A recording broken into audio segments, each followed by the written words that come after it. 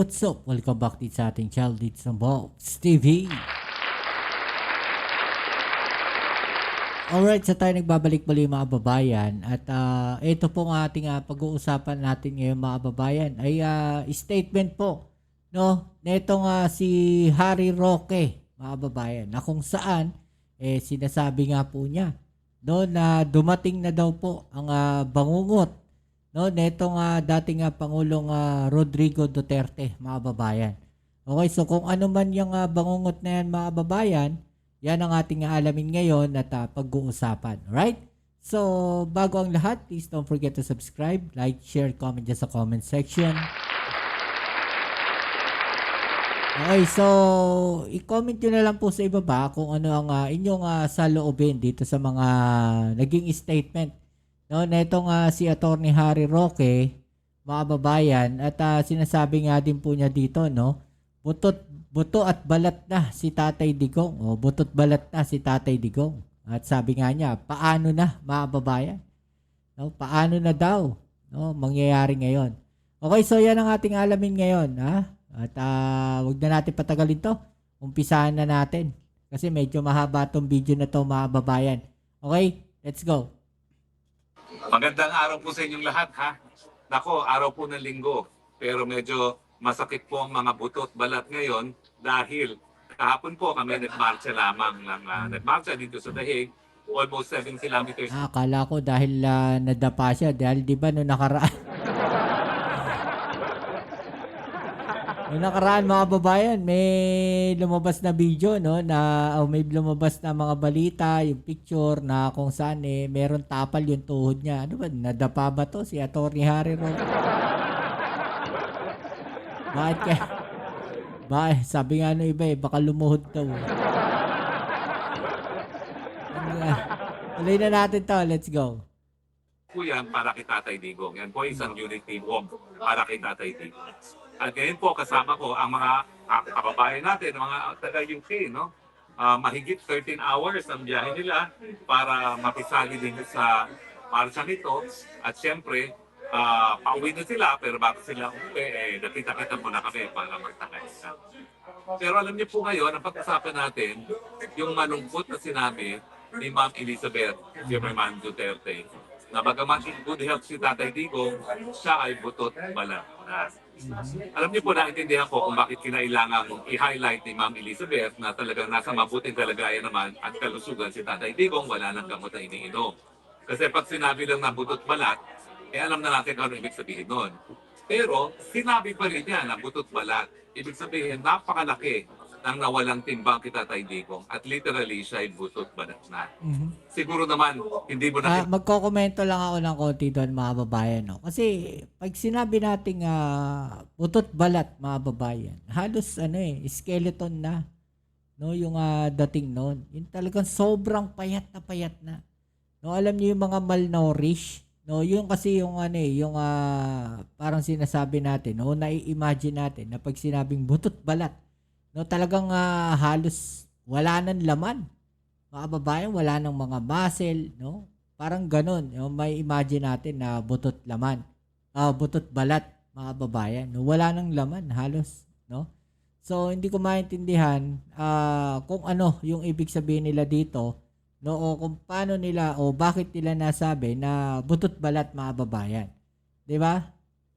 So kayo na magsabi, no. Yun ay aking opinion lamang, no. Kasi pag sinabi mong butot balat, talagang sobrang payat na, no, ng tao, 'di ba?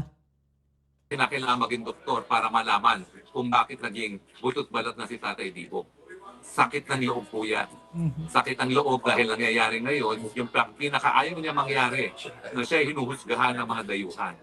Talaga naman pong mula nung nagkaroon ng isang journal article na nagsasabi na dapat na-imbestigahan si Tatay Digong for crimes against humanity, 2017 pa po yun. Sinasabi na ni Tatay Digong, ano sila, hilo? Independenteng bansa ang Pilipinas, may sarili tayong hukuman. Kung meron gusto magreklamo laban sa akin, dito sila sa Pilipinas sumarap. Dahil mababaliwala yung pagkamartir ng ating mga ninuno na nagpakamatay para magkaroon ng malaya at independenteng Pilipinas. Pero ngayon po, nangyayari na yung kanyang bangungot na siya po ngayon ay hinuhusgahan ng mga dayuhan sa mga krimen na di mano ay nangyari sa Pilipinas. Ang nakakalungkot pa po ay dalawang bagay. Sinasabi nila 30,000 daw ang mga namatay dyan sa war and drugs in Tatay Digong. Pero dun sa arrest warrant, 43 ang sinasabi nilang biktima. Pangalawa po, sinasabi nila na overwhelming daw ang ebidensya. Pero anong katotohanan? Hanggang ngayon pa lang sila na nagkukumbinse ng mga pulis na sa Pilipinas na tumisigo laban sa kanya. Humingi sila ng karagdagang panahon para ilabas ang lahat ng ebidensya laban kay Tatay Digong. And yet, ngayon pa lang po sila nakikipag-usap sa kapulisan na tumindig bilang testigo. Kaya nga po, naiintindihan natin kung bakit balat buto na lang si Tatay Digong. Nasisiraan na po siya ng loob. Kaya nga po siguro nawawala na ng gana. Dahil nangyayari nga yung pangungot niya at siyempre napakatagal ng proseso. At dahil siya naman po ay dating prosecutor at abogado rin, alam niya na hindi makatarungan na nangyari sa kanya. Pampakin ninyo, 120 days plus na siya nakakulong and yet wala pang probable cause. Sa Pilipinas po kasi, bago ka makasuhan sa hukuman, dumaan ka na sa proseso ng preliminary investigation. At titignan na doon kung merong ang krimen na nangyari at may posible ba na inasasaktan ng gumawa ng krimen. Ngayon po, wala pang ganon. Mangyayari pa lang po yan simula September 23 sa confirmation of charges. Doon pa lang po pruebahan ng prosecutor kung mayroong probable cause. Meanwhile, 120 days na siyang nakakulong. Sa totoo lang po, sinabi naman ni Ma'am Elizabeth na butot balat, yung ibang mga anak naman talaga ay nalulungkot din dahil kada bisita nila, nakita niyo naman kung paano yung naging asta ni Mayor Baste. Lungkot na lungkot siya doon sa huling araw niyang pagdalaw. Si Congressman Pulong, hindi na po humarap sa amin dahil hindi na niya kaya kaming harapin. Dahil baka nga siguro maluha siya. No? Hindi po mabuti ang lagay ni Tatay Digo. Yan po ay dahil sa sama ng loob. Yan po ay dahil sa nangyari sa ating bansang Pilipinas, hindi lang nangyari sa kanya. Malungkot po ang nangyari sa kanya dahil nga po linabagang soberenya natin at ngayon po ay linalabag ang karapatang pantao rin ni Tatay Digo. Well, bago po ako magpatuloy, dumarating ang pagkain namin tanghalian, pero tanungin ko muna po itong ating mga kababayan. Anong nararamdaman nyo nung nabalitaan nyo na butot balat na si Tatay Digong? Unahin po natin dito, no? Ito po ang namumuno nitong grupong to. Ito po, 2015 na pa, ay DDS na. Tayo po, si Emily, no? Si Emily po ay DDS na 2015 pa lamang. Balik-balik po sila rito, ha? Ilang oras kayo sa England papunta rito? Sumatsal?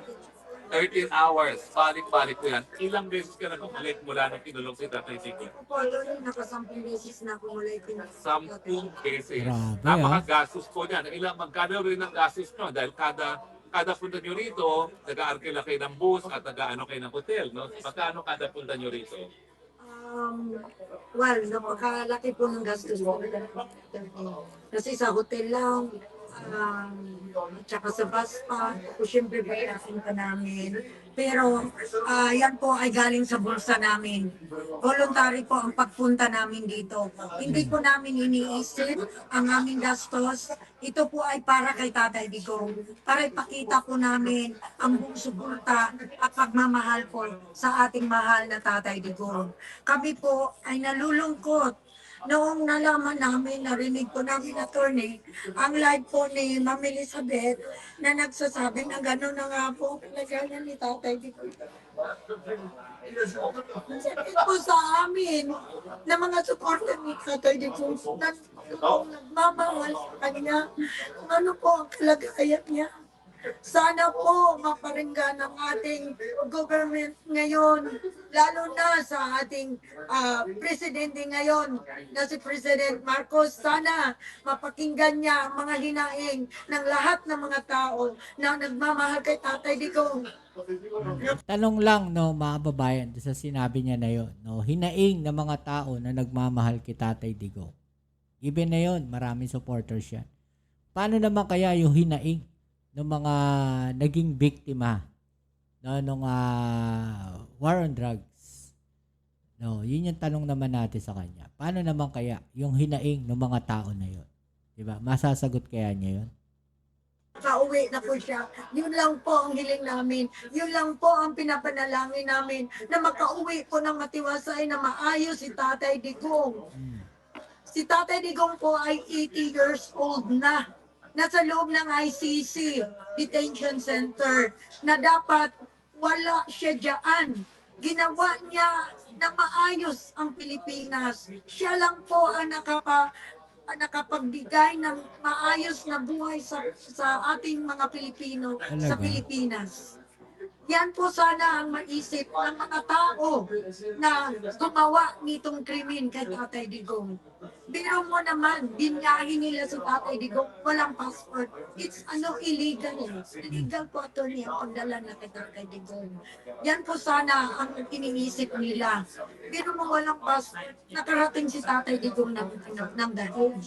Tapos, si Tatay Digong ay may sakit, mahina na. So dapat po, yan po ang iniisip ng mga Marcos ngayon.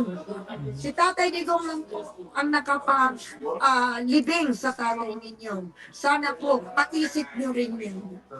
Mahal na mahal namin si Tatay Digong. Ano ko, maraming salamat sa iyo, madamdaming pananalita, no, Emily. Pero alam nyo, ang katunayan yan, ang malungkot, hindi lang nalinabag nga yung karapatang pantao ni Tatay Digong.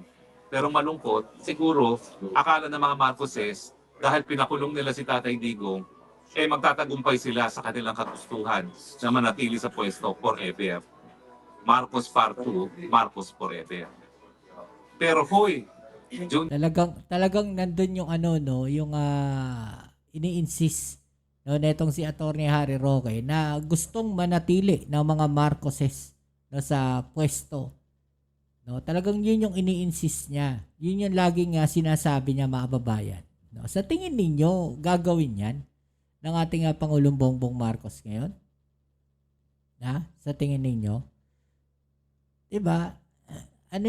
Malaya naman na tayong mamamayan ngayon. No, kung gagawin niya ng ating Pangulong Bongbong Marcos, papayag ba ang sambayan ng Pilipino? No, sa tingin ninyo? Siyempre hindi.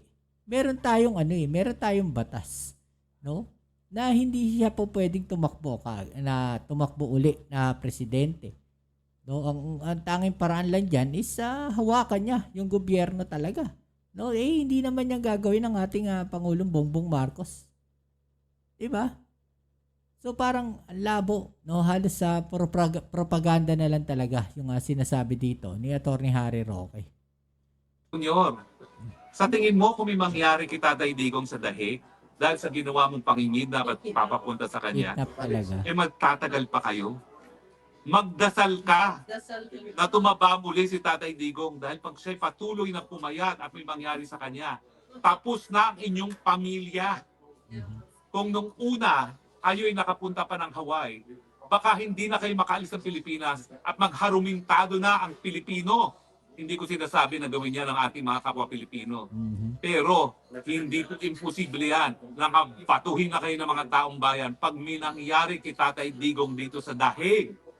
Mali kayo kung sa akala ninyo na wala ng problema sa inyo sa pamamagitan ng pagkikidnap nyo papunta ng dahig si Tatay Digong. Pag may nangyari, pangungot yan sa inyong lahat at sa mga henerasyon na darating ng Marcos, hindi kayo patatawarin ng sambayan ng Pilipino. Tandaan nyo yan. Mag-aral kayo ng kasaysayan. Paano naging katapusan ni Muammar Gaddafi sa Libya? Hindi malayo, ganyan din ang gagawin sa inyo. Hahatawin kayo ng taong bayan sa galit pag may nangyari kay Tatay Digong. Kahit saan pa kayo magtago, may Pilipinong magagalit sa inyo at hahataw sa inyo. Hindi ko sinasabing gawin yan. Galit na galit. Ako'y Kristiyano, hindi ko sinasabing dapat gawin yan. Pero ganyan po ang posibleng mangyari sa galit, sa hagupit ng sambayanang Pilipino pag may nangyari sa inyong lahat. Pero pag-usapan natin, anong pwede natin gawin ngayon bilang mga Pilipino? Sa tingin nyo ba naging epektibo yung marcha natin para makamit yung ating ninanais na... Okay, so yan mga kababayan, no? Panoorin nyo na lang po doon sa kanyang channel yung full video na ito. Kasi honestly, no, yung mga binitawan dito ni Atty. Harry, medyo nanggigigil ako eh. Gusto kong, alam mo yung parang ang sarap hamunin ng ng debate.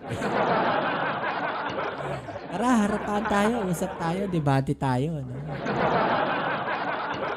Okay, so yan. Ano masasabi ninyo dyan, mga babayan, no? At i-comment nyo na lang po dyan sa ibaba ang inyong mga opinion at ating pag-usapan, alright? Tumigil ka na. Medyo nanggigigil lang ako doon sa mga galit na galit na si Atty. Harry Roque dito, mga babayan. Alright, so kita tayo sa ating next video upload. Ito muli ang inyong Kuya Mobs sa Mobs TV. Peace. I'm out.